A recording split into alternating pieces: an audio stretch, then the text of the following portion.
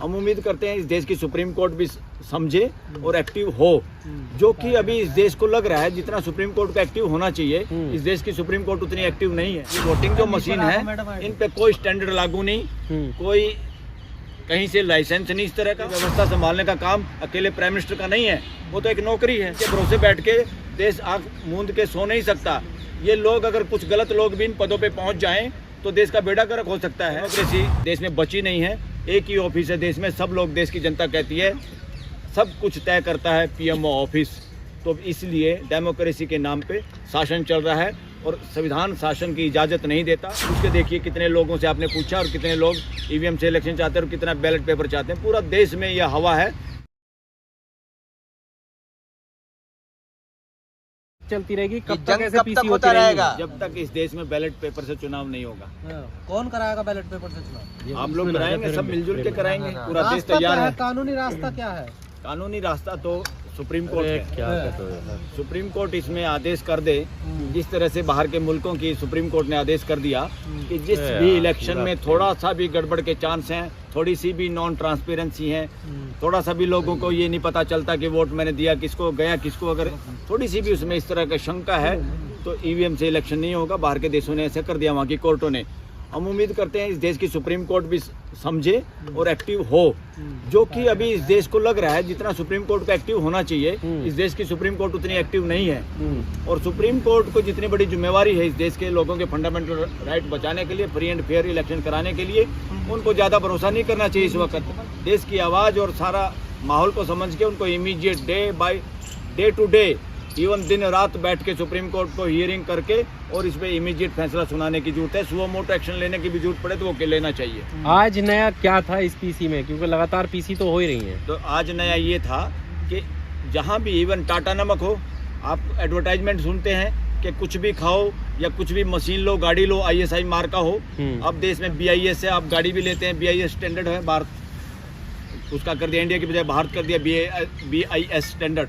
मगर ये वोटिंग जो मशीन है इन पे कोई स्टैंडर्ड लागू नहीं, कोई कहीं से लाइसेंस नहीं, इस तरह का लिया। ये देश के लिए सबसे जीने और मरने की लाइन है इलेक्शन। देश के लिए, देश के लोगों का सबसे बड़ा अधिकार कोई है, सबसे बड़ी प्रॉपर्टी कोई है तो वोटिंग है, क्योंकि इससे लोग अपनी इस पूरे देश की व्यवस्था में भागीदारी करते हैं। ये व्यवस्था संभालने का काम अकेले प्राइम मिनिस्टर का नहीं है, वो तो एक नौकरी है, अकेले राष्ट्रपति का नहीं है। इनके भरोसे बैठ के देश आंख मूंद के सो नहीं सकता। ये लोग अगर कुछ गलत लोग भी इन पदों पे पहुंच जाएं तो देश का बेड़ा गर्क हो सकता है। और आजकल जो भी कुछ चल रहा है देश में, सब लोग कहते हैं, इवन प्राइम मिनिस्टर, इस देश की राष्ट्रपति भी बंधक हैं। कहीं निमंत्रण होता बेचारी जा नहीं सकती, जहाँ उसका हक होता वहाँ निमंत्रण पे उसको बुलाया नहीं जाता। इस देश में दोबारा होगा पार्लियामेंट का भी उद्घाटन सर ये तो और इस वजह से एक ही ऑफिस से काम चल रहा है देश का। डेमोक्रेसी देश में बची नहीं है, एक ही ऑफिस है देश में, सब लोग देश की जनता कहती है सब कुछ तय करता है पीएमओ ऑफिस। तो इसलिए डेमोक्रेसी के नाम पे शासन चल रहा है और संविधान शासन की इजाज़त नहीं देता।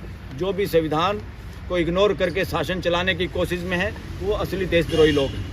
सर ये तो आप भी जानते हैं कि इस तरीके से ईवीएम नहीं हटेगी, फिर इसके पीछे मकसद क्या है आप लोगों को? ये हमने कहा है इस तरह से नहीं हटेगी। नहीं, सब जानते हैं, हम भी जानते हैं इस तरीके से ईवीएम नहीं हटेगी। सर कैसे हटेगी बताइए? देश के अभी तो बताया सर्वे क्या हुआ है कि 90% लोग क्या चाहते हैं, अभी जो बताया सर्वे में। क्या सर्वे है ये, कौन से ऑथेंटिक है ये? मिस कॉल जो आप करवा रहे हैं इसका क्या मायने है? इसलिए जिसने सर्वे कराया, अदरवाइज वैसे आपको बात बनाने के लिए हम प्रेस कॉन्फ्रेंस में ये बताने वाले नहीं थे। हम नाम भी इसका डिस्क्लोज करेंगे बड़े लेवल पे, अभी हम उसको जानबूझ के डिस्क्लोज नहीं करें। अभी कुछ सर्वे और भी चल रहे हैं, अदरवाइज वो संस्था जो ये सर्वे कर रही है उन पे भी कहीं ना कहीं कोई अंकुश लगाएगा। इसलिए हम थोड़ी सी गोपनीयता कुछ दिनों के लिए रखना चाहते हैं और हम पूरे भरोसे पे हैं और पूरा विश्वास है। आप भी जाके फिल्म थिएटर के बाहर, कहीं सब्जी मंडी में, कहीं अनाज मंडी में, जहाँ या भीड़ जहाँ होती है लोगों की, देश में आम लोगों की भीड़ होती है, पूछ के देखिए कितने लोगों से आपने पूछा और कितने लोग ईवीएम से इलेक्शन चाहते हैं और कितना बैलेट पेपर चाहते हैं। पूरा देश में यह हवा है। अब तो ये लोग निकलेंगे और सारे संगठन, हर तरह के संगठन, पूरे देश का कोई ऐसा संगठन जिन लोगों से हमारी बात हुई, एक ने भी मना नहीं किया। सारे पूरे उत्साहित हैं, पूरे साथ हैं इस आंदोलन के साथ, इस प्रोग्राम के साथ, क्योंकि ये देश की असली बात है, ये ढंग की बात है। ईवीएम हटाओ, देश बचाओ, बैलेट पेपर से इलेक्शन कराओ और ढोंग से देश को बचाओ। सर ये नंबर बहुत कम ही है, 4,65,000 का नंबर दिया गया है। पूरे देश में 140 करोड़ की आबादी है, आपका नंबर बहुत कम आ रहा है। ऐसा है, और नंबर भी और लेने पड़ेंगे, मिस कॉल के नंबर और लेने पड़ेंगे। वो लगातार अभी आप देखोगे तो मोबाइल पे टका टक इस तरह से मिस इस कॉल आ रही आंदोलन है। के लिए फंडिंग कहाँ से हो रही है आपको? अभी किसी के यहाँ से फंडिंग नहीं हो रही, सब हमारी पॉकेट से हो रही है, जितने लोग इसमें शामिल हैं। और ना फंडिंग इसमें जरूरत है, ये लोगों का आंदोलन है। ये फंडिंग करके कोई लोगों को बहकाना फुसलाना थोड़ा है, या झूठा प्रचार थोड़ा करना है। ये लोगों का आंदोलन है, लोगों के दिल की बात है, इसलिए इसमें बाहरी फंड की जरूरत भी नहीं है।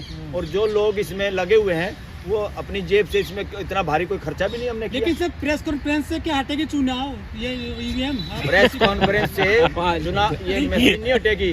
प्रेस कॉन्फ्रेंस से तो देश के साथ लोगों की बात पहुंचेगी और देश और जागरूक होगा। आप गाँव में नहीं जा रहे सर, हाँ। देहात में नहीं जा रहे हैं आप?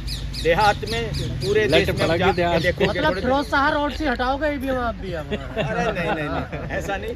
इससे ये पता चलता है आप लोग भी कितने उत्साहित हैं और हमें प्रेरणा दे रहे हैं कि आप प्रेस कॉन्फ्रेंस के साथ साथ सड़क पे उतरें और जन आंदोलन चलाएं। ये बिल्कुल हम आपकी बात से ऐसे सहमत हैं। शुभ उसकी- अवसर में उसकी तैयारी हो रही है और लोग तैयार हैं। चिंता मत हमें करो। बताइए, ऐसे शुभ अवसर में हर तरफ दिवाली है, हर्षोल्लास का माहौल है, आप ये नए मुद्दा उठाए पड़े, लोग राम राज्य की खुशियां मना रहे हैं, राम राज्य स्थापित हो मैं गया। पहले भी बोल चुका हूँ, देखो ना राम राज्य था, ना राम राज्य है, ना होगा।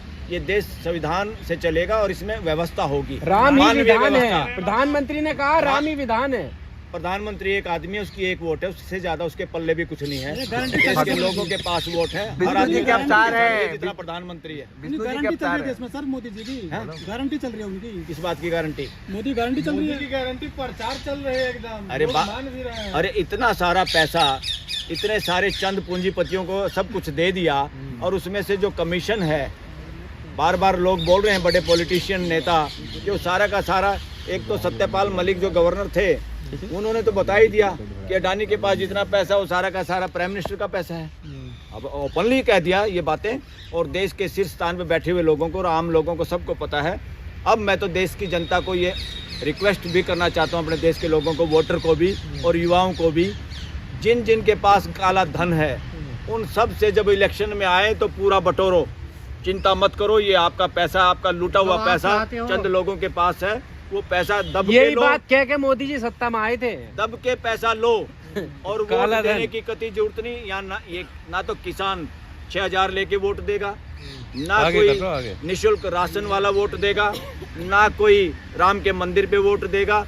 ये सारे ड्रामे तो इसलिए हैं कि मशीन के से गड़बड़ करके जीतना है और लोगों को भ्रम रहता रहे एक दूसरे को कि वोट मिल गई है। सत्ता पक्ष तो ये कह रही है कि जो अडानी अंबानी के जो पैसे विपक्षी पार्टियां जो चुनाव के उनके कोई दूसरे मुद्दे नहीं, इसलिए आरोप लगाती है। अरे क्या देश में प्रियम्बल ये कहता है संविधान का, देश में आर्थिक समानता होगी, और आर्थिक समानता तब होती है जब आर्थिक नीतियां सही बनाई जाएं। और आर्थिक नीतियां का मतलब क्या है? आर्थिक नीतियों का ये मतलब है हम उसी तरह के कार्यक्रम बनाएं कि जिससे हर आदमी काम कर पाए, हर आदमी को काम करने की छूट हो, अगर सबको हिस्सेदारी मिले आगे बढ़ने के लिए, ताकि धन संचय एक जगह ना हो। और धन संचय कैसे हो रहा है, किन लोगों के पास धन संचय हो रहा, आप अंदाजा लगा लो। इस देश के सारे जिन लोगों को चेक एंड बैलेंस करना होता है इन कंपनी के ऊपर, इनकी नाक में नकेल रखनी होती है, उनके तो सारे रिटायर्ड बड़े बड़े अफसर नौकरी छोड़ के इन लोगों की, इन पूंजीपतियों की नौकरी कर रहे हैं। इसका मतलब क्या है? वो नौकरी में बैठ के भी ठगी करवाते हैं, सिस्टम में छेद करवाते हैं। देश की जनता को पता नहीं होता, और देश की सुरक्षा करने का, आर्थिक नीतियों की सुरक्षा करने का, देश सब आर्थिक विकास सबका हो, उस पर काम करने की बजाय ये सारे लोग बिक जाते हैं, और बिकने के बाद भी अपनी नौकरियां पक्की करते हैं। उसमें काफ़ी लोग जुडिशरी के भी ऐसे ही हैं देश में। आप चलिए।